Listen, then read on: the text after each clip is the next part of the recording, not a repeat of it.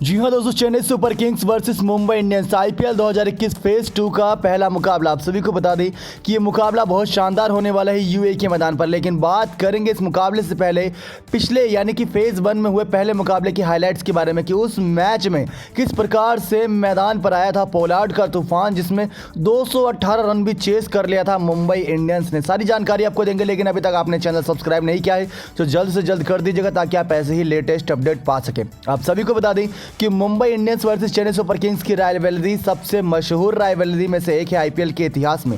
जब जब ये टीमें आमने सामने होती हैं तो मैदान पर और साथ ही साथ टीवी स्क्रीन के सामने बैठे फैंस की धड़कनें भी काफ़ी तेज हो जाती हैं, क्योंकि अक्सर मुंबई इंडियंस का पलड़ा भारी दिखाई दिया है चेन्नई सुपर किंग्स के खिलाफ। बीते 6 मुकाबलों की बात करें तो करीब 5 मुकाबले में से ज़्यादा बार मुंबई इंडियंस जीती है और एक ही मुकाबले में सफलता हाथ लगी है चेन्नई सुपर किंग्स के।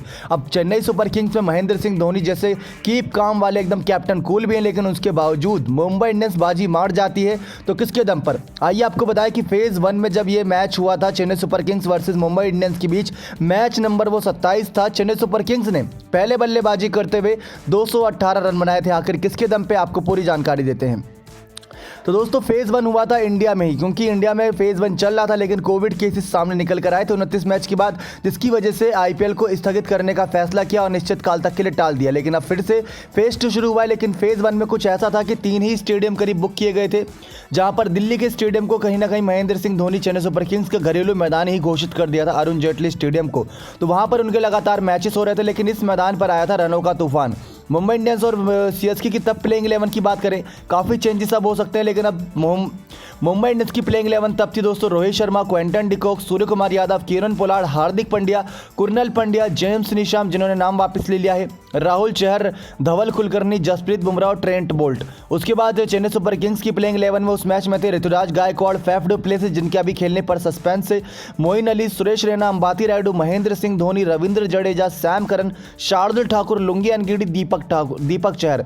तो फैफ डू प्लेसिस को लेकर बाकी सेम प्लेइंग 11 आज के मुकाबले हमें देखने को मिलेगी फेज 2 के पहले मुकाबले में। लेकिन वहां पर दोस्तों मैदान में टॉस जीतकर पहले मुंबई इंडियंस ने गेंदबाजी का फैसला लिया था, और एक समय पर इनको यह फैसला गलत लग रहा था जब तक मुंबई ने मैच नहीं जीत लिया था, क्योंकि चेन्नई सुपर किंग्स ने पहले बल्लेबाजी करते हुए 218 रन बनाए। लेकिन आपको बता दें जो मैच की चौथी गेंद थी उसी पर ही दोस्तों बोल्ट ने पहला विकेट ले लिया था ऋतुराज गायकवाड़ के रूप में। उन्होंने एक चौका ही लगाया था, लेकिन 4 गेंद में 4 रन बनाकर एक चौका ही मारा था। ट्रेंट बोल्ट ने उनको चलता कर दिया। लेकिन उसके बाद फैफ डू प्लेसिस और मोइन अली के बीच शानदार यहां पर पार्टनरशिप देखने को मिली, क्योंकि इन दोनों ने 112 रन जोड़े, यानी कि करीब करीब 108 रन की पार्टनरशिप हुई महज 10 ओवर के अंदर। यानी कि 61 गेंदों में इन दोनों बल्लेबाजों ने 108 रन जोड़ दिए, जिसमें मोइन अली के बल्ले से निकले थे दोस्तों 36 गेंदों में 58 रन, 5 चौके 5 छक्के इस खिलाड़ी ने लगाए थे। जसप्रीत बुमराह ने उनको आउट किया था, लेकिन तब तक ये अपना पूरा काम कर चुके थे।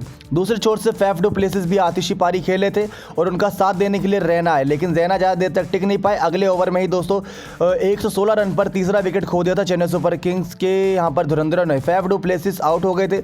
उसके बाद हमें ये देखने को मिला दोस्तों कि फैफ डू प्लेसिस ने जो पारी खेली थी उसमें 28 गेंदों में 50 रन जोड़े थे, 2 चौके 4 छक्के की बदौलत।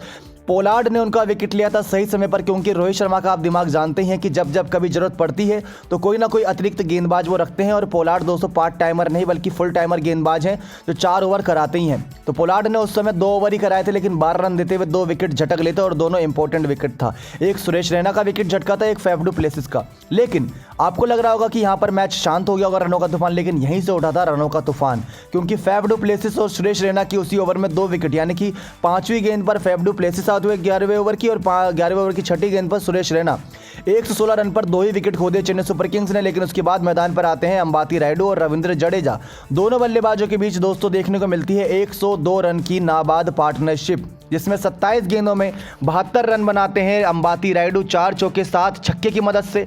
266 का स्ट्राइक रेट इस बल्लेबाज का रहता है। तो रविंद्र जडेजा 22 गेंदों में 22 रन बनाते हैं, लेकिन वो अपना काम जानते थे कि उनको बस स्ट्राइक रोटेट करनी है। अगर ये अंदाजा लगा लीजिए कि इसी 22 गेंदों पर रविंद्र जडेजा भी कहीं 40 रन मार देते तो 218 की जगह 238 भी स्कोर हो सकता था, लेकिन यहां पर तक सीमित था और चेन्नई सुपर किंग्स काफ़ी खुश हुई होगी ये स्कोर बनाकर। 2 विकेट पोलार्ड ने झटके थे, 1 विकेट बुमराह ने, 1 विकेट बोल्ट ने, और सबसे ज़्यादा रन बनाए थे यहाँ पर अंबाती रायडू ने, जो इस मैच में भी खेलेंगे फेज 2 के मुकाबले में।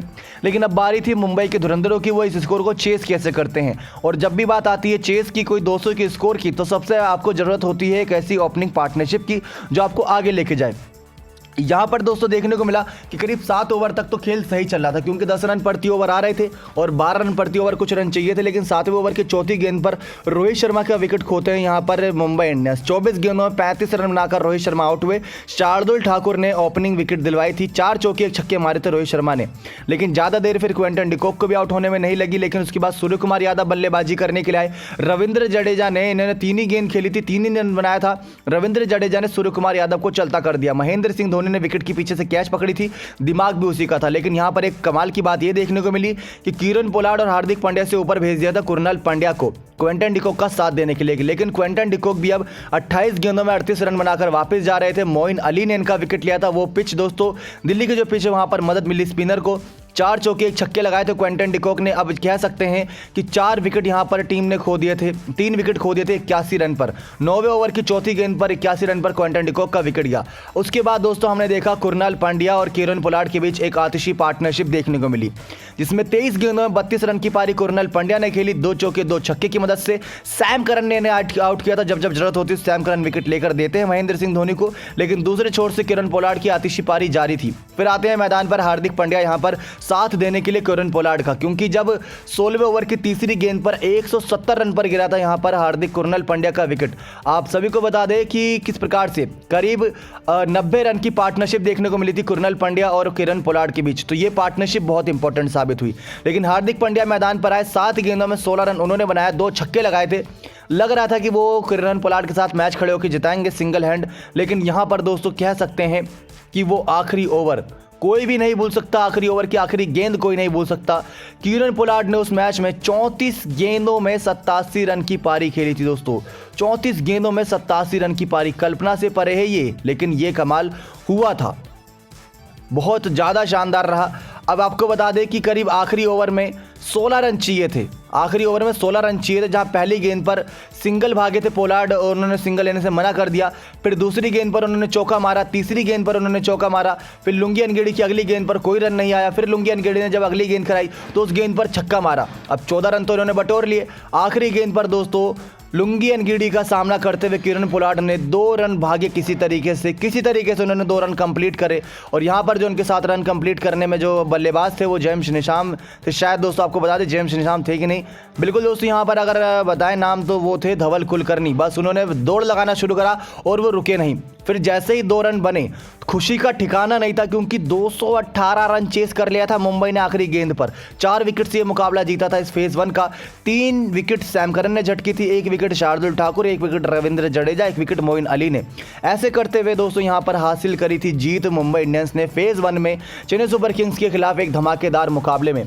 अगर दोस्तों आपको पॉइंट्स टेबल की ओर लेकर चले तो पॉइंट्स टेबल ये कहती है कि इस समय दिल्ली कैपिटल्स नंबर 1 पर है, क्योंकि उन्होंने 8 में से करीब 7 मैच बहुत शानदार, करीब 6 मैच जीते, लेकिन नंबर 1 पे वो अभी बरकरार है। 8 में से 6 मैचेस। नंबर 2 पर चेन्नई सुपर किंग्स 7 में से 5 मैच जीती है। बेंगलोर नंबर 3 पर है, वो भी 7 में से 5 जीती है, लेकिन उसका नेट रन रेट कम है। मुंबई इंडियंस 7 में से 4 जीतकर चौथे नंबर पर है। तो इस तरीके से दोस्तों फेज 1 के पहले मुकाबले मुंबई ने जीत दर्ज करी थी, लेकिन फेज 2 का पहला मुकाबला आज है 19 सितंबर शाम 7:30 बजे। आपको क्या लगता है, क्या चेन्नई सुपर किंग्स अपनी हार का बदला ले पाएगी? तो कमेंट में यस या नो आंसर जरूर दीजिएगा। नेक्स्ट 9 स्पोर्ट्स की रिपोर्ट।